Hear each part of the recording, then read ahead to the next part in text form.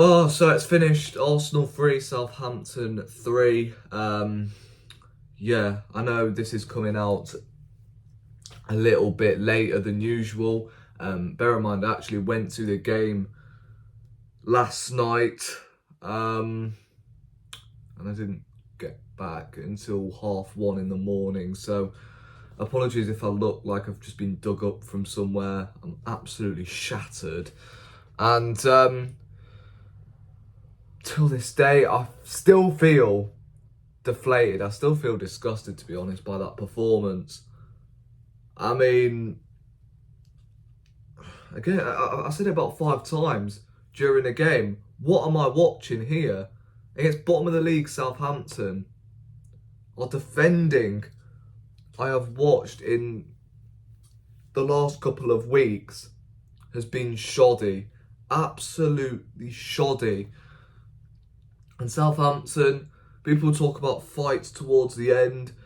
The way I look at it, it just explains why Southampton are where they are. I mean, they fully blown a 3-1 lead with 3 minutes to spare. So I look at it from a Arsenal fan's perspective as, Southampton are just so poor. And yeah, we've dropped points. I mean, it's taken an Odegaard goal in the 87th minute for the players to actually start realising, shit, we're actually playing football.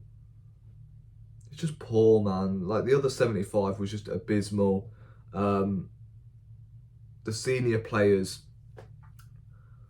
I've got to say it how it is, they let us down. And that goes from Zinchenko to Partey to Jesus to Ramsdale. I mean, Ramsdale, what are you doing, man?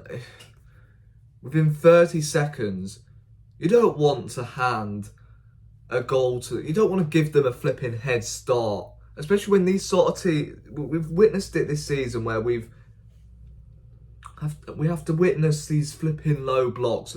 And the one thing you just do not want to do, especially in the Premier League, is to give them a goal. Give them a head start. And what do? Just hand them a goal on a silver platter. Then we go 2-0 down through Theo Walcott, who has scored once all season. And we allow him to come back to the Emirates and score.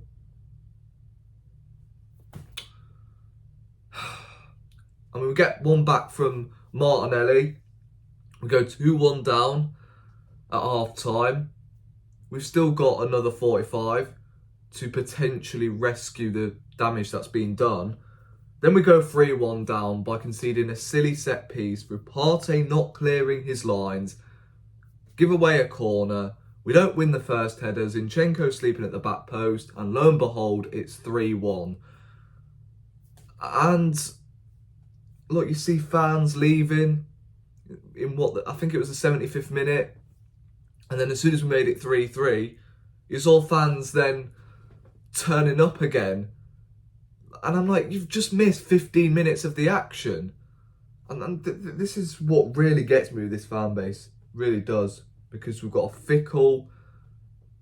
Some fans, I would say 20% of them are bringing the toxic life back to Arsenal. I'm not even going to lie. Fair enough, say it how it is. But I'm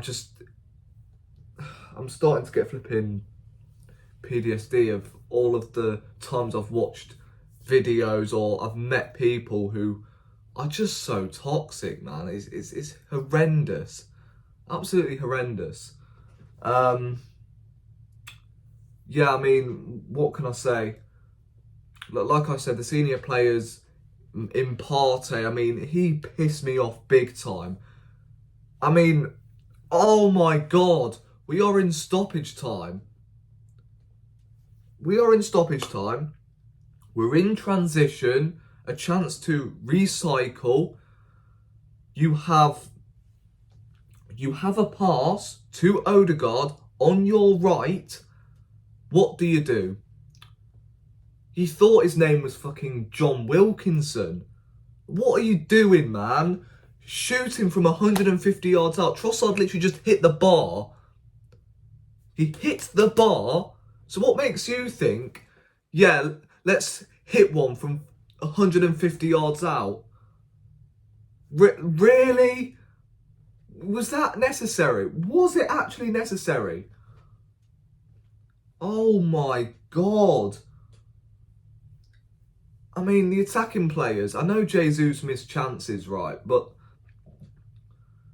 what must the attacking players be thinking of that?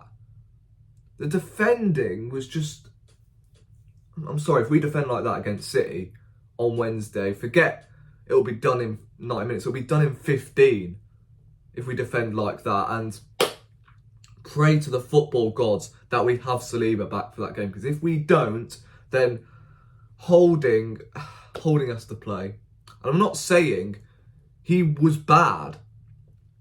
It's just, he's not Saliba, is he? He cannot play out from the back quickly enough. There was a moment in the first half where he had the foot on the ball for about 10 to 15 seconds. And I'm like, just play the ball for God's sake. It's just, oh my God. I mean, this is where I'm going to defend Partey a little bit, because when Saliba is there, he doesn't have to hold... This sounds weird. He doesn't have to hold Holding's hand all the flipping time. But because Holding is there, Partey has to cover now 2 freaking positions. And then you got Vieira F-bomb. I mean, I don't know whether I should leave that in. Maybe I should. I mean, you guys will, of course, see the finished product, but yeah, maybe I should actually bleep it out, to be fair. Oh my God, Vieira. I hate singling out players, you guys know that already. But he is dreadful. Absolutely dreadful. And it's a shame because I wanted it to work out. I wanted the 34 million to be absolute steal. Had a great season with Porto, and he's come into Arsenal and he just cannot keep up with our intensity. Within 10 minutes, I pointed it out. He's not suited to this game. Every time he starts, it's, right, this is the game where he is going to shine. And he doesn't produce. Every time he gets onto the football, he just gets body checked to the opposite side of the Emirates. Because he's just so weak. And I think the guy was lucky enough to actually play, what was it, 55 minutes? He played 10 minutes of that second half when he should have come off at half time. And Trossard, who actually came on to play in that position, did more than Vieira's done in 5 months. I mean, it's got to be better out there. We sent Lokonga out for the same reason. He's not ready for the Premier League. And funnily enough, he went to the Premier League and he's doing all right at Crystal Palace every time he has played. Vieira should be next on that list. And quite frankly, I would like to see him in the Premier League. Under a different manager, under a different style of play where he's going to be played in his favoured position. And people go on about, yeah, he hasn't played a lot. He's been in and out of the team. Reece Nelson has hardly figured for 2 or 3 years now. And this season he's starting to produce. He's still doing more than what Vieira is doing. He's been out on loan. He's had hard times here at Arsenal. He's hardly figured in the squad, let alone, you know, make it on the bench and start games. And look, if somebody told me Reece Nelson would be the most likely one to stay here at Arsenal and Vieira's the one that could be shown the exit door, I would have snapped your hand off and gone, yo, I think Vieira should deserve at least another chance. But no, Reece Nelson definitely deserves his new contract extension, because every time he comes on, it looks like he's going to do something. Whereas Vieira, I mean, I would rather a retired Patrick Vieira than this one. And look, I'm sure he will become good at some point. but it's one of them. Not every signing is going to be flipping world class. It happens. You are going to pick up bad influences, and yeah, Fabio Vieira is just not an Arteta player. He's not. And for me, in the summer, I don't want Rice or Caicedo. I want both of them, blood. We desperately need midfielders in January, in the summer. Because especially when we've got Champions League football next season, again, the quality, the intensity will rise. And we desperately need squad depth, and that is what's costing us. It cost us last season, inexperience from top to bottom, and the same is happening this season. I'm not going to lie, I would have preferred Jorginho to start this game, because at least he controls the tempo. At least he can actually pick out a flipping pass. And look, lo and behold, we haven't actually seen Jorginho and Partey start together, so we haven't even figured out whether that is going to be a good partnership. So, look, I would have preferred Jorginho to start. Smith Rowe still hasn't been freed out of jail yet. I mean, what is going on there? I mean, what does he have to do to get minutes? Again, I would have preferred him in that position.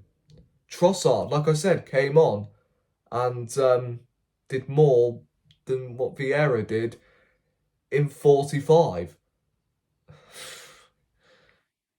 Or actually, no, not just 45. Flipping 54, 55 minutes. He did more than what Vieira has done so far this season.